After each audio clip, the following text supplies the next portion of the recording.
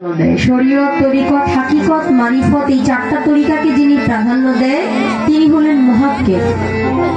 একজন মুহাক্কিক হয়ে যার যার অবস্থান থেকে কথা বলাই আমি সঠিক মনে করি। একজন ব্যক্তি শরীয়ত মানে তরিকত মানে না, হলো না, কিন্তু শরীয়ত তরিকত মানে হাকিকত মারিফত মানে না, সে কখনো ইমানদার সঠিক মুমিন হইতে পারবে না। মারিফত মানে শরীয়ত মানে হবে না। যে মানুষটা চারটা তরিকাকে সমানভাবে প্রাধান্য দিচ্ছে সেই প্রকৃত মানুষ। কারণ আমার নবী আওয়ালে নবী, জাহেরে নবী, বাতনে নবী, আমার নবী সকল কিছুর নবী।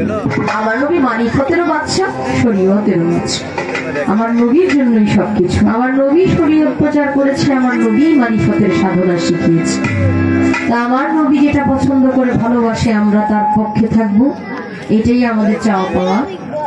এলমে শরীয়ত নিয়ে আমাকে কথা বলার জন্য বলেছে, গান করার জন্য বলেছে। তার আগে বলতে চাই, লিওন সরকার ভাই আমার তরিকার ভাই। আমরা মুজিবুল বাশার আল হাসানি আল মাঝভান্ডারি আমার মুর্শিদ, উনিও ওইখানে বায়াত নিয়েছে। আমার ওনার সাথে আগে কখনো পরিচয় হয় নাই। আসলে আপন ভাই বোনের চাইতে তরিকার ভাই বোনদের কদর অনেক বেশি। যাক আলহামদুলিল্লাহ, কারণ এই জগতে বন্ধুর চেয়ে শত্রুই বেশি। আমি তো আমার আত্মার মানুষ পেয়েছি, এখানে আমি নিরাপদ।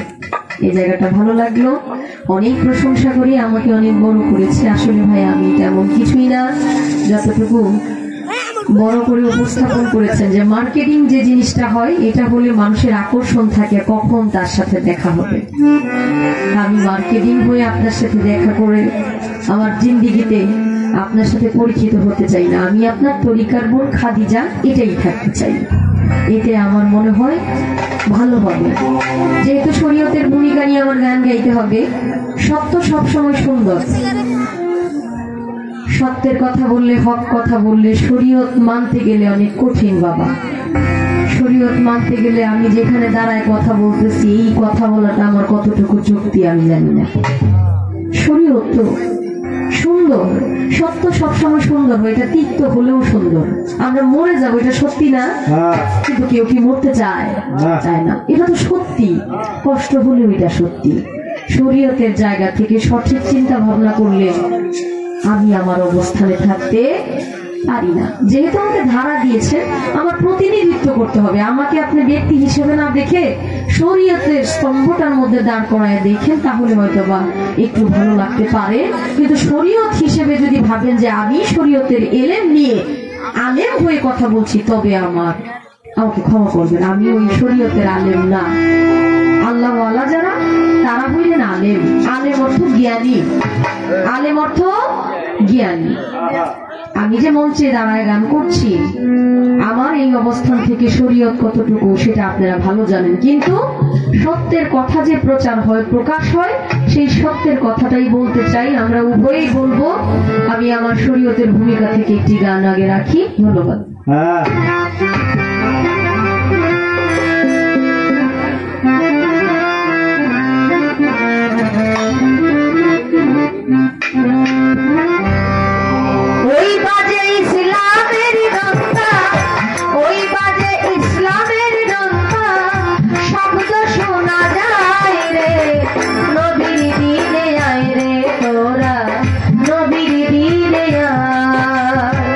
নবীর দিনে আয় রে তোরা,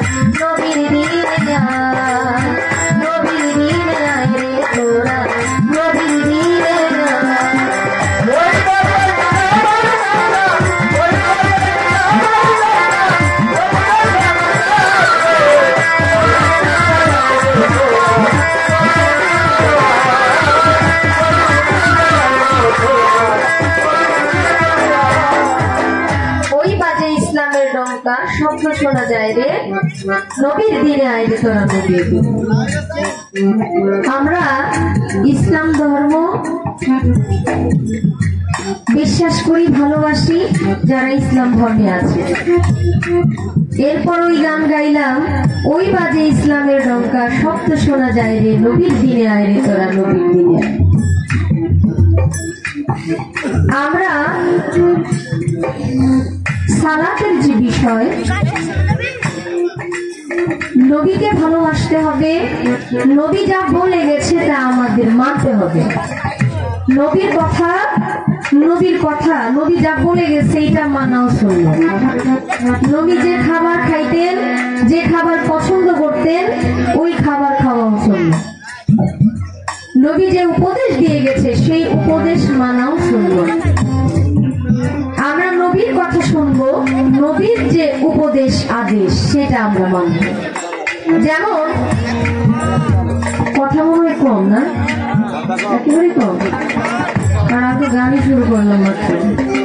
আচ্ছা, আপনারা যেমনটা চাইবেন তেমনটাই হবে। শুধু একটা কথা বলতে চাই, একটা কথাই আমরা একটা মেসেজ দিতে চাই। মেসেজটা হলো এরকম, আমরা ইবাদত করব ঠিকই, আমরা যেন কোনো ক্ষতি না করি। ইসলাম অর্থ শান্তি, কিন্তু আমরা এই ইসলামটাকে, আমার ভাই লিওন সরকারের সাথে যেহেতু আমার গান, আমি তাকে এটা বোঝাতে চাচ্ছি, আমি ফাসেক, কাফের, মুনাফিক নয়, আমি একজন মুহাক্কিকের দল। আমি চারটা তরিকাকে পছন্দ করি, চারটা তরিকার পক্ষেই আমি। আপনি বলতে পারেন, কারণ বলার অপশন আপনার আছে। যেমন আপনি বলতে পারেন যে আমাদের এই বাংলাদেশের মধ্যে অনেক কিছু হইতেছে, যারা নামাজ পড়ে, রোজা রাখে, এবং অনেক কিছুর পর আমাদের দেশের মধ্যে এত ঝামেলা হচ্ছে কেন? ইসলাম আমাদের আবেগের জায়গা পায়, ধর্মটা আমাদের আবেগের জায়গা। এখন তৃতীয় পক্ষের মানুষ এই আবেগের জায়গাটাকে হাতিয়ার বানায় ফেলছে, হাতিয়ার বানায়া ওই জায়গাটার মধ্যে আঘাত করতেছে, যাতে মানুষ বলে তোমরা না নামাজ করো, তোমরা না আল্লাহর কাজ করো, মাথায় টুপি আছে, তোমরা জুব্বা করো, তাহলে তোমরা এই কাজ করো কিভাবে? যারা ওই মন্দ কাজের মধ্যে আছে আমরা তাদের পক্ষে না। আমি আপনাদের আগে ক্লিয়ার করে দিলাম, আমরা ওই পক্ষে না যারা নবীকে ভালোবাসে, নবীকে মহব্বত করে, নবীর সুন্নি বিষয়টা যার মধ্যে আছে, আমার নবীর সুন্নতের যে বিষয়গুলো যার মধ্যে আছে, আমার নবীকে ভালোবাসে, আল্লাহকে মনে প্রাণে বিশ্বাস করে এবং নবীর কথা অক্ষরে অক্ষরে পালন করে, আমরা তাদের পক্ষে, পাকপান্নতমের পক্ষে। আমরা কিন্তু এর বাহিরে না। যারা ধর্মকে সাইনবোর্ড বানায় অন্যায় করতেছে, আমরা তাদের পক্ষে না, আমরা তাদের বিপক্ষে। আল্লাহ তাদেরকে ধ্বংস করবে। তার জন্য অনুরোধ রইল, আপনি যেন আমাদের সাথে ওইভাবেই কথা বলেন। আমি আপনাকে আগে বলে দিলাম যে আমরা এইরকম, এতে আপনার জন্য সুবিধা হবে আর কি। মানুষ হইয়া চিনলাম না রে, কি জব দিবি পরপারে, হাসর মহল্লায় রে।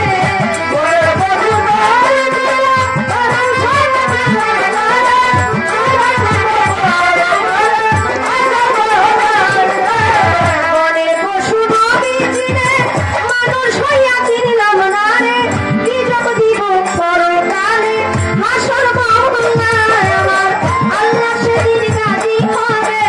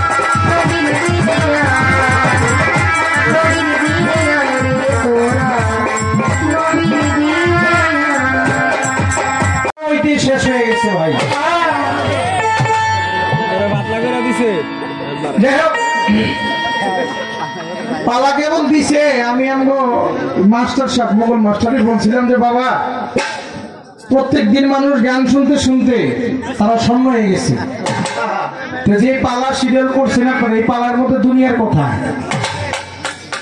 সমস্যা নাই, গান হবে। আসলে এই বাড়িতে 12 বছর ধরে 12 বছর ধরে আমি রানিং আছি। আমার লগে যে মানে একটা বাসের মধ্যে 2টা সিট থাকে না, মানে এক সিট আমি দখল করে বই নিছি। প্রতি বছর আমার খালি সিটের মানুষ চেঞ্জ হয়। এই বাড়িতে প্রথম শঙ্কর দাসের সাথে আমার গান, যাই হোক উনি চলে গেছে, মালিক তাকে ভালো রাখুক পরম বন্ধুর বাসরে। তো আজকে পালা শরীয়ত মারফত আমাদের বাবাজি খারায় বললো যে শিল্পীর মন থেকে গান করা, আসলে এটা তার বাক্য থেকে ঠিক আছে। একটা শিল্পীর মন থেকে যখন গান আসে, গান বলতে বলে, তখন ওই শিল্পীটা শ্রোতাদের ভাবমূর্তি দেখে গান করে যে শ্রোতা কি চায়। তো যেহেতু আমার কাছে একটা প্রশ্ন রাখছে, ওই বাদে ইসলামের ভঙ্কা শব্দ শোনা যায় রে নবীর দিনে, আইরে তোরা নবীর দিনে। আসলে মোটামুটি পালাটা কিছু সময় চলার দরকার ছিল, কিন্তু পালাটা বন্ধ হয়ে গেছে। কেমন উনি দাওয়াত দিচ্ছে, কেমন দাওয়াত? ওই বাদে ইসলামের ঢঙ্কা শব্দ শোনা যায় রে। ইসলামের ঢঙ্কা মানে আরবিয়ান ভাষায় বা আরবি ভাষায় এই ঢঙ্কা বা ধপ, এটাকে বলছে বাংলায় ঢোক, যাহা আপনার শরীয়তে নিষিদ্ধ, তাই না? আচ্ছা, পাশে এক জায়গায় ওয়াজ নসিহত হচ্ছে, আরেক পাশে এক জায়গায় গান হচ্ছে। গানের জায়গায় মানুষ বেশি থাকবো না কম থাকবো? ওয়াজের জায়গায় কম। কেন? তারা প্রথমেই বলতেছে গান বাজনা হারাম এবং বাদ্য বাজানো নিষেধ, কিন্তু আমার প্রতিপক্ষ যিনি আজকে শরীয়তের আলেম হয়ে দাঁড়িয়েছিল, উনি বলতেছে নবীর দিনে আইরে তোরা নবীর দিনে, ওই বাদে ইসলামের ধমকা। এই বাদ্যযন্ত্র যে তার শরীয়তে এসে জায়েজ করছে, তার জন্য তাদের ধন্যবাদ।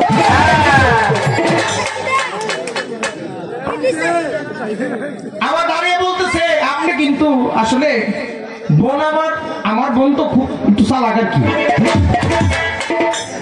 কেমন কয়া আমার ভাই যেন দাঁড়ায় আমার এটা বলতে না পারে, এজন্য আমি রাস্তাটা পরিষ্কার করে দিয়ে গেলাম।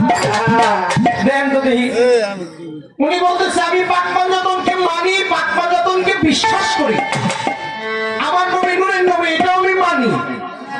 পাক পাঞ্জাতনের আওতা অধীনে যারা, তারা অনেকটাই কিন্তু গুরুবাদী মানুষ, তারা মারিফতের সাথে লয়প্রাপ্ত হয়ে আছে। যাক, সেই জায়গার মধ্যে যে আপনি আপনার শরীরটাকে টিকে রাখছেন, ধন্যবাদ। একটা প্রশ্ন করছে, যেহেতু পালা বন্ধ, তো আমি এই জবাবটা তো তা দিতে হবে, কি বলেন আপনারা? কি কয় বাবা, পালার একটা গান গাই, পালার একটা গান গাই, যত আপা গাইছি একটা, তা আমি গাই আলাই নাহলে এমনি কই বলছে। দেখো প্রতি বছর এক শিল্পী আনে, ওই খাদিজা ভান্ডারি গান গেল, গানের জব তো দেই নেই, গানও মনে যাবে। ওই যে জায়গা থেকে তার প্রশ্ন, মোটামুটি মৌখিক আমি 2টা কথা বলে তার জবাব দিব, কিন্তু একটা গানই আমার অনেক জবাব হয়ে যাবে। যে আপনার মারিফতের উৎপত্তি কোন জায়গা থেকে, কোন ধাতু থেকে সৃষ্টি, মারিফতের কোন প্রকার ভেদ আছে কিনা, আমি মৌখিক জবাব দিব। 2-4টি কথা বলে একটি গান করবো ওই জায়গা থেকে।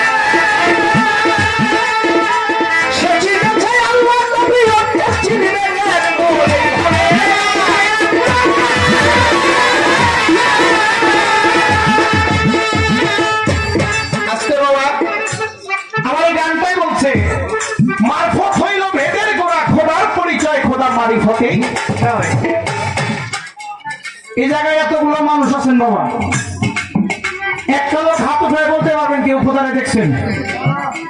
আছে কেউ খোদারে কোনদিন দেখে নাই? কিন্তু আমার গানে বলছে মারফত হইল এদের গোড়া। খোদা এই মারিফত শব্দের অর্থই হচ্ছে নিজকে নিজে চেনা। আমাদের দেশটা যখন হিন্দুদের আমলে ছিল, হিন্দুদের শাসনে ছিল, হিন্দু ঠাকুরের কাছে গিয়ে প্রশ্ন করেছিল, তার শত শত শত মানুষ গিয়ে প্রশ্ন করেছিল কি যে আপনি কে? হিন্দু ঠাকুর তার জবাবে দিয়েছিল নো বাই সেলফ, আগে তুমি তোমাকে চিনো, তারপরে আমার সম্পর্কে জানতে আসো আমি কে। যখন ব্রিটিশদের আমলে ছিল, ব্রিটিশরা শাসন করছে দেশ, ব্রিটিশের সরকারের কাছে গিয়ে প্রশ্ন করেছিল রাজা প্রজারা আপনি কে? তখন ওই ব্রিটিশ সরকার বলেছিল নো বাই সেলফ, আগে তুমি তোমাকে চিনো।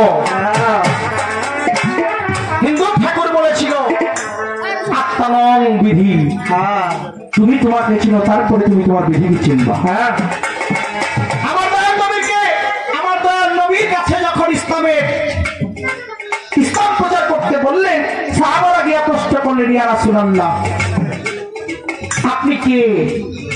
তখন আমার হুজুর তার জবাবে বলছিল মানে রাফা নাফসাহু ফাকাদ রাফা রাব্বাহু, যে চিনেছে নিজকে সে চিনেছে রবকে। তুমি তোমাকে চেনো, তুমি যতক্ষণ পর্যন্ত তোমাকে না চিনবে, তুমি ততক্ষণ পর্যন্ত আরেকজন কামেল মানুষ খুঁজে পাবে না। আমার নবী যে মিরাজে গেল, মিরাজ থেকে যাওয়ার পরে 5 ওয়াক্ত নামাজ রোজা আনছে, তাই না বাবা? কথা কইনি একটু, পালা তো শেষ, আমার কথাগুলো একটু তাহলে আমার নবী মিরাজে গেল, মিরাজে যাওয়ার পর আল্লাহ পাক তাকে খুশি হইয়া 5 ওয়াক্ত নামাজ দিছে। এইটারে অনেকজনে নিজের সালাম করে বলে দিচ্ছে, কিন্তু কেন দিল? যে তুমি তোমার উম্মত যারা আছে, তুমি তোমার উম্মতকে গিয়ে নামাজ শিক্ষা দাও। মূলত কি নবীর জন্য নামাজ দিছে? আচ্ছা বাবা, নামাজ এখানে একটা প্রশ্ন আবার আসে, কিন্তু যেহেতু পালা বন্ধ আমি করবো না। তাহলে আমার নবী যখন 5 ওয়াক্ত নামাজ আনলো, তারপরে কি শুধু নবী নামাজ পড়ছে? 40 বছর বয়সে আমার নবী নবুয়ত হয়েছিল, মিরাজে গেলেন, মিরাজে যাওয়ার পরে কোরআন নাজিল হইল, আমার নবীর উপরে নবীকে খুশি হয়ে আল্লাহ 1 মাস রোজা দিলেন, 5 ওয়াক্ত নামাজ দিলেন। তার আগে কি নবী রাসূলরা নামাজ পড়ছিল না? তখন কোন শরীয়ত দিয়ে নামাজ ছিল?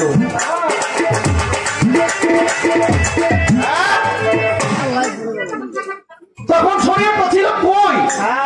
নবী তো মিরাজে যাওয়ার পরে, তার আগে নবীর আগে যত নবী আর রাসূল এসেছিল, ঈসা মুসা আদম, তারা কি নামাজ পড়ছে না? তখন কোন শরীয়ত দিয়ে নামাজ পড়ছে? আর কোরআন রাষ্ট্র নবী মিরাজ থেকে আসার পর তখন তাদের সূরাটা ছিল কি? কোন সূরাতে তারা নামাজ পড়ছে? কিন্তু বেলগায়ে বেকিন, শরীয়তের মানুষের ধারায় হচ্ছে বেলগায়ে বেকিন, খোদাকে না দেখে বিশ্বাস করা। আচ্ছা, এখন আমি আমার বাবার ঘর থেকে জন্ম নিলাম, আচ্ছা জন্ম এই তো আমার বাপের চিনি নেই, কি এই কথা কইস? তবে বারবার কইতেছি যে আমার লাগে বাধা দিই, তোকে বয়ে দিবা না, কথাই কইতে পারস না, কি বয়ে দিবি?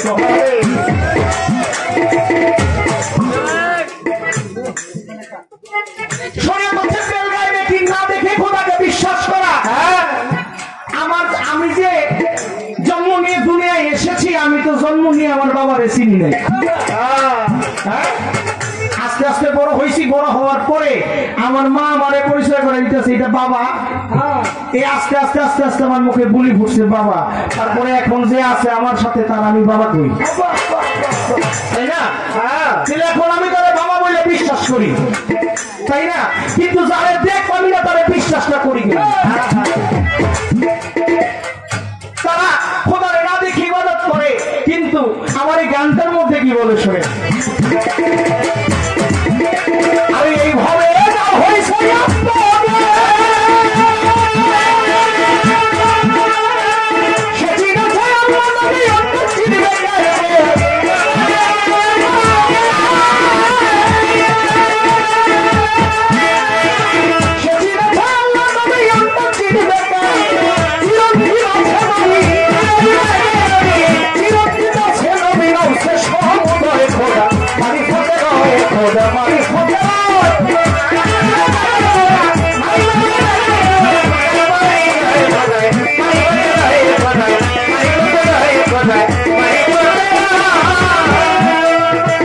মানে কি কয় খোদা ছাড়া সেজদা হয় হারাম,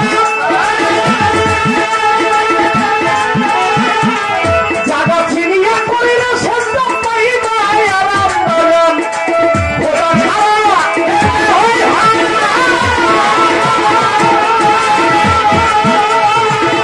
আসতে বাবা, আমার দয়াল নবী আদরের ধন ছিলেন মাওলা আলী, যাকে এই মারিফত, যাকে বেলায়েত বা মারিফত দান করলেন। আমার দয়াল নবী কি গাদিরে ঘুম ১৬ লক্ষ সাহাবীদের মধ্যে আমার দয়াল নবী মাওলা আলীকে বলেছিল, মান কুনতুম মাওলাহু ফাহাদালিউন, মাওলা আজ থেকে আমি যার মাওলা আলী তার। আমার দয়াল নবী রাস্তা দিয়ে হাঁটে, পিছনে তার মাওলা আলী ছিল। কথাটা বুঝেন বাবা, যে না দেখে ইবাদত করা যাবে কি যাবে না। আর আমরা যারা মারফত করি তারা খোদারে দেই সেজদা। মাওলা আলী যাচ্ছে, আমার নবী মসজিদে নববীর মধ্যে ঢুকবে, আর মসজিদে যাওয়ার কিছুক্ষণ আগেই এই মরুভূমির দেশ আমার নবী বলছে মাওলা আলীকে, আলী আমার একটু বিশ্রাম নিতে হবে। এই কথা বলার সঙ্গে সঙ্গে মাওলা আলী তার পাগড়ি মোবারকটা খুলে ওই একটা গাছের নিচে গিয়া এটা পিছাই দিল, পিছাই দিয়ে বলছি, ইয়া রাসূলুল্লাহ আপনি যদি কিছু মনে না করেন আপনি আমার পায়ের মধ্যে ঘুমান, আপনি আমার অনুতার মধ্যে ঘুমান। আমার দয়াল নবী ঘুমাইছে, ঘুমাইতে ঘুমাইতে এখানে আজান দিছে, সময় তো পারে। এখন মসজিদ থেকে মুসল্লিরা বেরোচ্ছে, বের হয়ে বলতেছে, আলী রে, আলী তুমি নামাজ পড়লা না, নামাজের সময় গেল। কথাটা কি শুনতেছেন বাবা? হ্যাঁ, নামাজের সময় পার হয়ে গেছে, আলী আমার দয়াল নবী ঘুমিয়ে আছে। আমার নবী, আমার আলী চিন্তা করছে, আমি যদি তাকে ঘুম থেকে জাগাই, যদি আমার নবী কষ্ট পায়। নবী ঘুমিয়ে আছে, আমি আর ডাকে না, নামাজ তো পড়বো, পড়া যাবে, কিন্তু আমার নবীর ঘুমটা যদি ভাঙে। নামাজ পড়ে মুসল্লিরা বের হচ্ছে, আর আলীকে ডাক দিয়ে জিজ্ঞেস করছে, আলী তুমি নবীর সাহাবা, তুমি কিভাবে নামাজ আদায় করলে না? আমার আলী দুই চোখের পানি ছেড়ে দিয়ে বলছে, আমি কার নামাজ পড়বো? নামাজই তো আমার কোলে ঘুমায়, আমি কার নামাজ আদায় করবো? নামাজই তো আমার কোলে ঘুমায় রে আলী।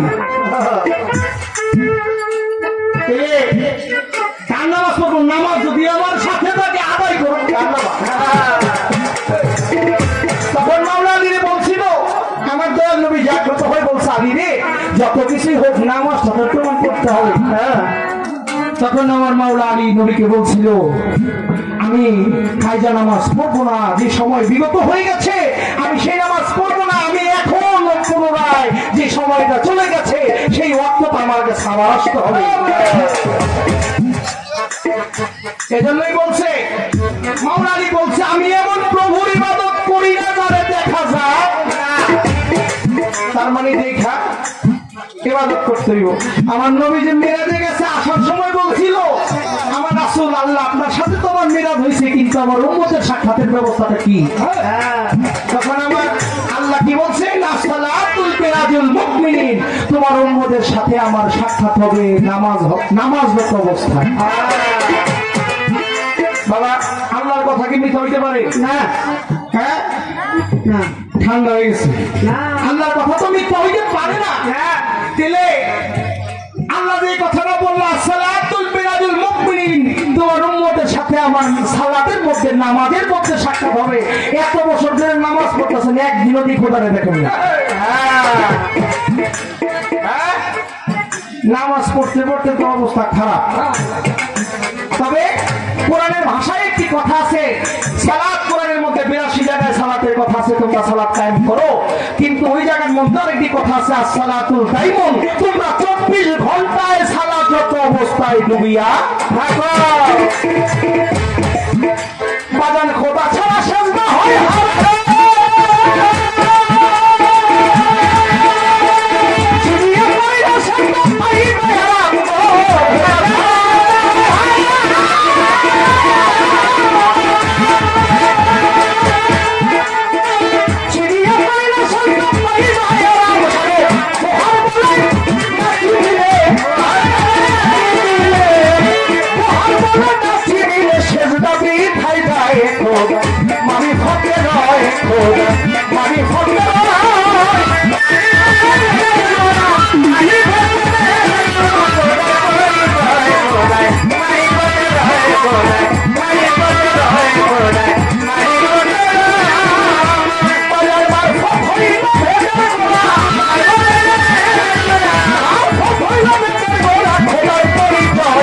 খোদা মারিফতে রয় খোদা মারিফতে রয় খোদা মারিফতে রয়